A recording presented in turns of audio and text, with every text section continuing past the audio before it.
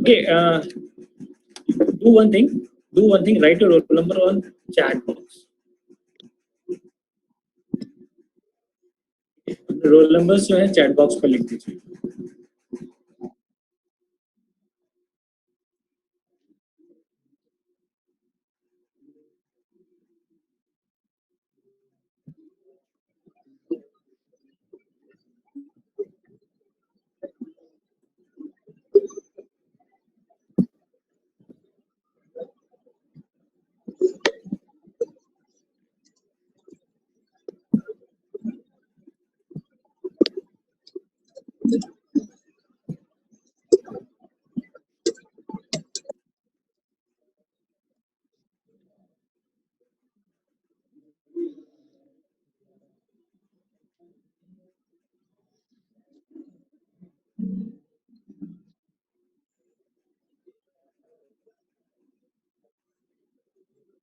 Done, लिख दिया सबने.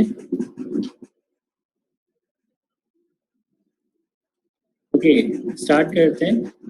Okay, students, I will teach you energy resource and management. It is the internal subject as that of environmental sciences. ठीक है, but आपको पता ही है इसको पास करना जरूरी है. तो पहले ये थर्ड सेमेस्टर में हुआ करता था, अब ये आपका थर्ड ईयर में कर दिया. ठीक है, तो इसका सेम है रिसोर्स मैनेजमेंट में. आपका रिसोर्स मैनेजमेंट में आपको जो भी अवेलेबल रिसोर्सेज हैं उनको कैसे मैनेज करना है और कहाँ यूज कर सकते हैं. ठीक है, किस तरीके से यूज कर सकते हैं और कितनी बार यूज कर सकते हैं. ठीक है, ये आपका एनर्जी रिसोर्स में आता है.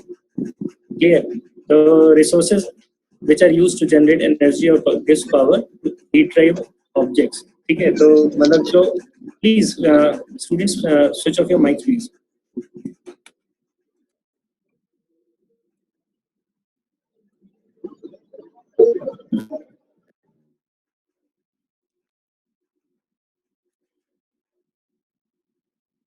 ओके, तो अभी आज से बेसिक इंफॉर्मेशन देखेंगे कि होते क्या है, क्या पढ़ना है हमको. ठीक है, तो हमें पढ़ना है कि कितने तरह के एनर्जी रिसोर्सेज हैं.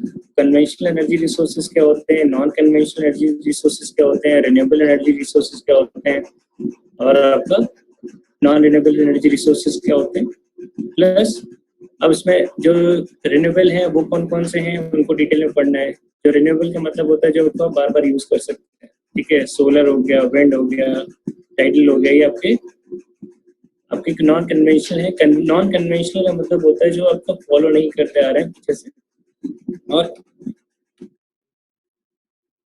और वो रिन्यूएबल होते हैं. ठीक है, कन्वेंशनल का मतलब होता है फॉसल्स. जो फॉसल्स आप कोल यूज करते हैं, पेट्रोल यूज करते हैं, गैसोलीन यूज करते हैं, वो सब आपके कन्वेंशनल रिसोर्सेज होते हैं जो आपको आगे नॉन रिन्यूएबल होते हैं. मतलब उनको दोबारा बनाया नहीं जा सकता तो बनाने में, क्योंकि काफी टाइम लगता है और वो फॉसिल इसीलिए कहलाते हैं. क्यों? क्योंकि प्रॉपर डिग्रेडेशन होता है माइक्रोब्स के थ्रू, और उससे आपका वो डिग्रेडेड कंपाउंड बनते हैं जिससे वो आपको एनर्जी प्रोवाइड करते हैं.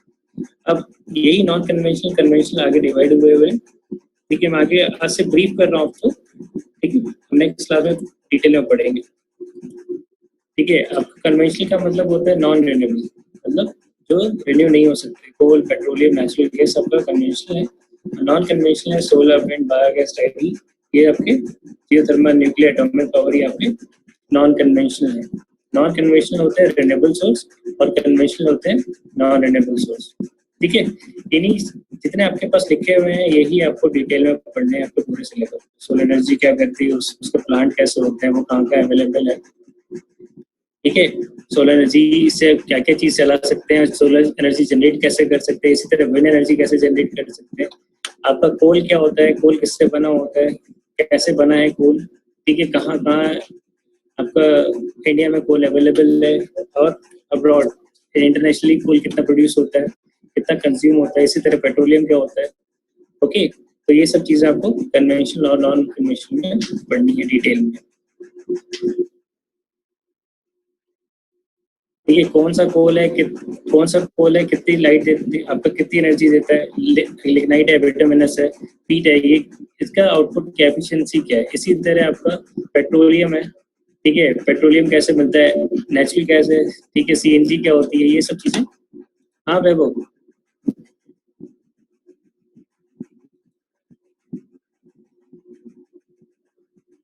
यस वैभव।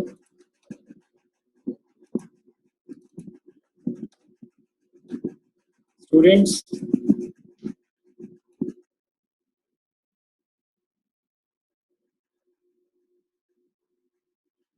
अभिलाषा। Yes sir. ओके। और कौन है? अक्षता। समझ में आ रहा है क्या बोल रहा हूँ मैं? यस। यस आधे यस सर। कौन कौन यहाँ पे, सर कौन कौन अवेलेबल है यहाँ पे और कौन कौन सो गया?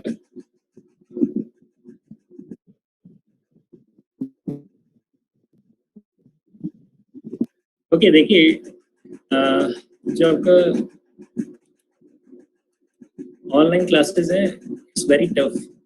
ठीक है, क्योंकि टीचर्स को भी समझ में नहीं आता है कि आप लोग को सुनाई दे रहा है नहीं दे रहा है। टीचर कई बार बोलते रहते हैं और कनेक्शन क्लियर नहीं होता। दूसरा, टीचर्स कई बार बोलते रहते हैं और स्टूडेंट्स या आप लोग, ठीक है, इधर उधर हो जाते हैं ऑन करके। तो प्लीज कभी ऐसा हो तो बता देना, हम कुछ और टॉपिक डिस्कस कर लेंगे। ठीक है, लेकिन प्लीज ऐसा कभी मत करिएगा कि आप टीचर्स, क्योंकि प्रेजेंटेशन डाउनलोड करते हैं, उनको तैयार करते हैं, उसको फिर को पढ़ाते हैं। ठीक है, ये तो आपने फेसबुक वगैरह पे भी बहुत पढ़ा होगा, लेकिन सही में टीचर्स ऐसे ही करते हैं। और ये तो फर्स्ट क्लास है, और जब क्लास में होते हैं तो 1 to 1 कन्वर्सेशन भी होता है, क्लास से आप बात भी करते हैं तो टाइम पास हो जाता है थोड़ा सा। लेकिन यहाँ क्या है, आपको 40 मिनट्स बोलना ही बोलना है, आपको सुनना ही सुनना है। ठीक है, तो अगर हम 40 मिनट्स बात नहीं करते, 30 मिनट्स भी अगर मैं बोलता हूँ तो क्लास की efficiency same as that of 50 minute का लेक्चर बराबर है। ठीक है, तो आप लोग प्लीज ये लेक्चर्स जब भी हम अगली बार से लेंगे तो ध्यान रखिएगा और एक्टिवली पार्टिसिपेट करिएगा इसमें। ठीक है, कोई डाउट हो तो अपने हाथ रेज करिएगा ताकि टीचर्स को भी लगे कि हाँ आप सुन रहे हैं, वरना तो कोई फायदा नहीं है। आपकी क्लास 60 की है, अभी सिर्फ 26 स्टूडेंट्स आए हैं। ठीक है, आज मैं लेट था। ठीक है, नेट कनेक्शन था, वीक था, तो ये नेट की प्रॉब्लम होती है तो 5-7 मिनट ऊपर नीचे लग ही जाता है, चाहे आपके एंड पे हो चाहे मेरे एंड पे हो। ठीक है, तो इट्स ओके। कभी क्लास में लेट आएंगे तो ऐसा नहीं होगा कि एडमिट नहीं करूँगा, लेकिन हाँ कोशिश करिएगा टाइम पे आए। दूसरी चीज़, जब भी आप क्लास में आएंगे तो आप एक्चुअल नेम से एंटर करेंगे, जो आपका रोल नंबर है या नेम है। अगर ये ए सर लिखा हुआ आया, ठीक है, या कुछ और लिखा हुआ आया तो वो मैं एंटर नहीं करूँगा। क्लियर है बस सबको? ओके बेटा। ठीक है, तो मैंने पहले बताया टाइप्स ऑफ पोल्स हैं, कितने तरीके के पोल्स हैं, कितनी एफिशिएंसी है। सबसे ज़्यादा इंपॉर्टेंट होता है इन सब में एफिशिएंसी कितनी है। ठीक है, और आपको कितना पैसा खर्च करना पड़ रहा है उसको निकालने के लिए और उसको आपको देने के लिए। जैसे मैंने बताया कि कहाँ कहाँ पाए जाते हैं, किसकी एफिशिएंसी कितनी है। ठीक है, आपका ये सब इसमें शो होगा। तो इसी तरह आपका सोलर एनर्जीज है, सोलर एनर्जी कहाँ कहाँ मिलती है, आपका विंड एनर्जी कहाँ कहाँ है। ऐसा तो नहीं है कि आप हरियाणा में आप सोलर आपका विंड मिल लगा देंगे और आपको आउटपुट मिलने लगेगा जितना आपने इन्वेस्ट किया है। ठीक है, लेकिन हाँ अगर हरियाणा में सन सन की रेज अच्छी आती है तो हाँ सोलर पावर प्लांट लगा सकते हैं। ठीक है, इसीलिए जितने भी आपके इंस्टीट्यूशंस हैं तो आजकल सोलर पावर प्लांट पे फोकस करते हैं। ठीक है, इसी तरह नेचुरल गैस में आपका सीएनजीज वगैरह आते हैं। नेचुरल गैस बनती कैसे?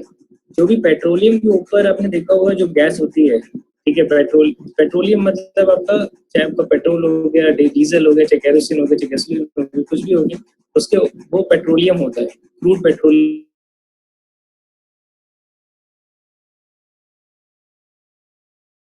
के ऊपर एक एयर ट्रेवल, ठीक है, पेट्रोलियम के ऊपर से एयर ट्रेवल करती है। ठीक है, तो जो एयर ट्रेवल करती है उसी को कहते हैं नेचुरल गैस। जब आप डिग करते हैं, आपने देखा होगा जो रिफाइनरीज वगैरह होती हैं वो डिग करती हैं तो एक प्रेशर निकलता है एयर का। ठीक है, जो एयर का प्रेशर होता है दैट इज नेचुरल गैस। पहले यूज नहीं करते थे। और सीएनजी क्या होता है, उसी गैस को हम कंप्रेस फॉर्म में यूज करते हैं तो वो सीएनजी कहलाती है, that is compress natural gas. ठीक है, आपको ये नेचुरल गैस कहाँ कहाँ मिलती है? ज्यादातर ये होता है कि जहाँ आपका पेट्रोलियम होगा वहीं आपका नेचुरल गैस भी मिलेगी। ठीक है, अब इसी तरह हाइड्रो पावर है, थर्मल पावर है, ये भी इलेक्ट्रिसिटी की जनरेशन के लिए है। तो कहाँ कहाँ से कैसे मिलती है? आपका हाइड्रो पावर कैसे जनरेट होती है, थर्मल पावर कैसे जनरेट होती है,